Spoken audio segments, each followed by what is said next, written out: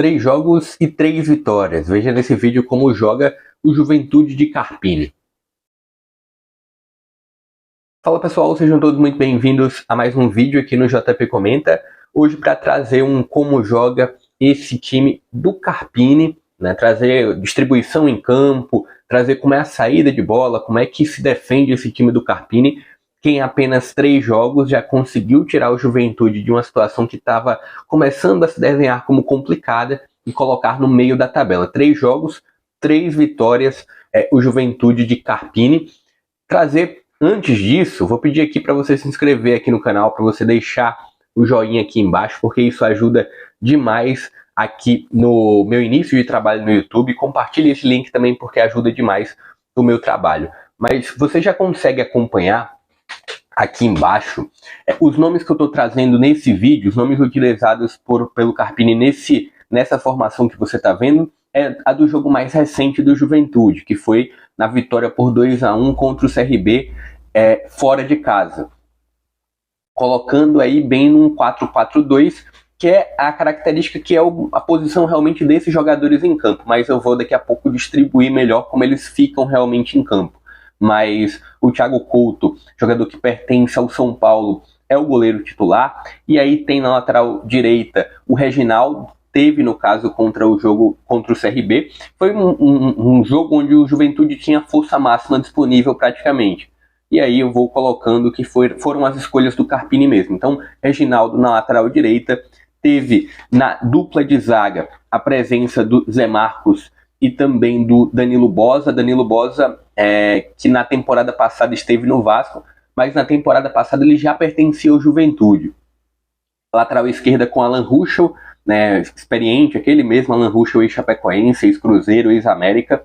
Meio de campo, e aí tem 2 volantes bem marcadores mesmo, ele utiliza 2 volantes de marcação, de contenção. Um deles é o Jean Irmer, o outro é o Mandaka. E aí 2 caras um pouco mais armadores, 2 caras um pouco mais ofensivos, um deles é o Nenê e o outro é o Jadson, Jadson ex-Cruzeiro. No ataque tem a presença do David e do Rodrigo Rodrigues, 2 atacantes com características bem diferentes. O Rodrigo Rodrigues, um 9, cara que fica cravado na área, ele até sai um pouco mais para ajudar, mas ele funciona muito melhor cravado na área. E o David, que é um cara de velocidade, um cara que pertence ao Fortaleza, jogador ainda jovem, 23 anos, é um cara de velocidade que é uma das válvulas de escape desse Juventude. Trazendo a configuração de um Juventude sem a bola, como é que o Juventude se comporta se defendendo.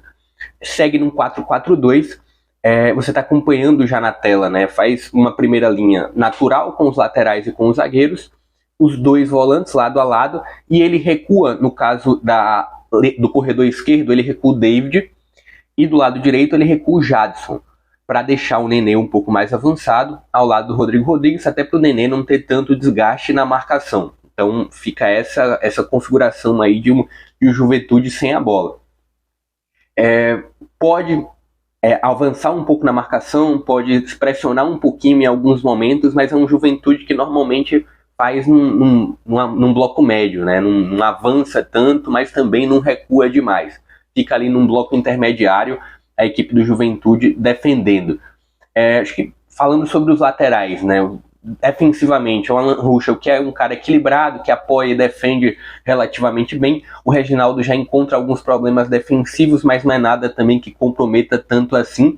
Tem 2 volantes muito interessantes no sentido defensivo, conta com o Mandaka, conta com o Jean Irmer, 2 jogadores que têm poder defensivo sim. E o David e o Jadson são mais caras para puxarem realmente um contra-ataque, mas ajudam com intensidade pela meia esquerda e meia direita. Olhando um Juventude, aí tem 2 configurações de como o Juventude sai para jogo, né? Saindo a partir do goleiro. O Juventude que ou ele vai sair com 3, ou ele vai ficar com os 2 zagueiros e um dos laterais vai avançar.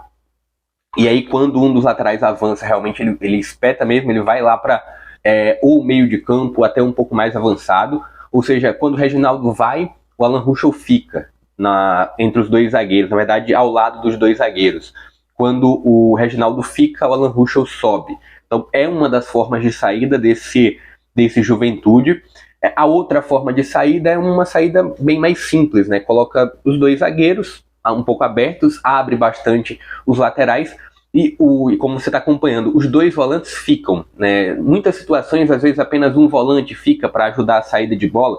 No caso do Juventude, os dois ficam praticamente numa linha de 4 jogadores para ajudar essa saída de bola do Juventude. Então são duas configurações distintas, mas que funcionam na mesma partida. Tirando como exemplo o jogo contra o CRB, funcionou muito bem das duas formas. Principalmente essa onde ele deixa dois zagueiros e os laterais abrem bastante, os dois volantes ajudam na saída. Funcionou muito bem. Olhando para um Juventude ofensivo, né? Para um Juventude realmente em situações de criar situações, realmente em tentar ultrapassar a barreira adversária. Tem essa configuração de saída, onde consegue já ganhar algum campo. É um Nenê que se aproxima demais lá dos dois atacantes, então ele cola bastante no Rodrigo Rodrigues, no David, ele fica bem avançado mesmo. O Jadson é um cara importante pelo lado direito. O Mandaka também se torna um cara importante para essa criação, pelo menos para o início da jogada do Juventude. Mas tem dois pontos que são muito importantes para o Juventude quando tem a bola. A presença do Rodrigo Rodrigues avançado, né, segurando os zagueiros, e o David na ponta esquerda. É um cara de velocidade, que puxa muito para uma briga de 1 contra 1. O Jadson já é um pouco mais aberto pelo lado direito, mas o Jadson não chega tão ao fundo assim. É mais para um passe, para um cruzamento, mas é o Juventude que fica muito nessa configuração. A presença do Nenê muito próximo dos atacantes é um ponto que é muito importante para esse último terço do Juventude. Em alguns momentos o Nenê vai voltar para ajudar realmente a saída ou o meio de campo, né, ficar ali como meia central do Juventude, mas é muito mais natural o Nenê estar presente ali, muito colado aos atacantes. Falando sobre uma coisa que eu deixei de pontuar, né, quando está se defendendo, o Juventude que contra-ataca muito bem. Contra-ataca com a velocidade do David pelo lado esquerdo e com também alguma velocidade do Jadson, né, são dois jogadores importantes para essa transição em velocidade, mas principalmente o David. O Jadson tem importância sim, mas o David ele consegue agregar ainda mais nessa questão de contra-ataques. Falando de um modo geral, né, até para não alongar demais o vídeo, mas é um Juventude que não tem mecanismos tão complicados assim, até porque são 3 jogos apenas do Carpini, mas são mecanismos que funcionam muito bem. Né? O Carpini conseguiu encontrar muito bem a forma desse Juventude jogar. Acredito que é um Juventude que deve ficar na metade superior da tabela. O problema é peça de reposição. São peças de reposições que não são tão boas assim. O Daniel Cruz, por exemplo, que entrou no jogo contra o CRB, ele entrou muito mal no lugar do Rodrigo Rodrigues. É um cara que é definidor, mas mesmo assim ele encontra algumas limitações quando pega a bola um pouquinho mais atrás, quando ele tem que correr um pouquinho. Não estou dizendo correr do campo de defesa para a grande área ofensiva, não. É conseguir engatar um pouquinho de sequência, ele não consegue. O Juan, que entrou no lugar do David, não foi tão mal, mas teve uma queda de qualidade nesse ataque do Juventude, principalmente a parte ofensiva. E é claro que quando em alguma situação que não tiver o Nenê, o Juventude vai sofrer bastante. Mas não estou dizendo que há uma grande dependência, mas o Nenê dá um salto enorme de qualidade. Ainda assim, o Juventude consegue compensar com o Jadson, consegue ter algum poder ofensivo com o Jadson, consegue usar muito bem essa velocidade do David. Então é isso. Mas mesmo assim, acho que tenho certeza que a falta é que um possível jogo que o Nenê não vá, o Juventude vai sofrer demais. O grande ponto é esse, peça de reposição para o Juventude seguir competitivo durante 38 rodadas, né? Durante todo o campeonato, durante toda a Série B. Queria que você comentasse o que você acha desse Juventude, o que você acha do Carpini, né? Foi o melhor treinador do Campeonato Paulista e recebeu essa oportunidade dentro de um Juventude que tem um certo potencial. Deixa aqui a sua mensagem, deixa aqui a sua opinião também. Mas é isso, vou ficando por aqui. Até a próxima.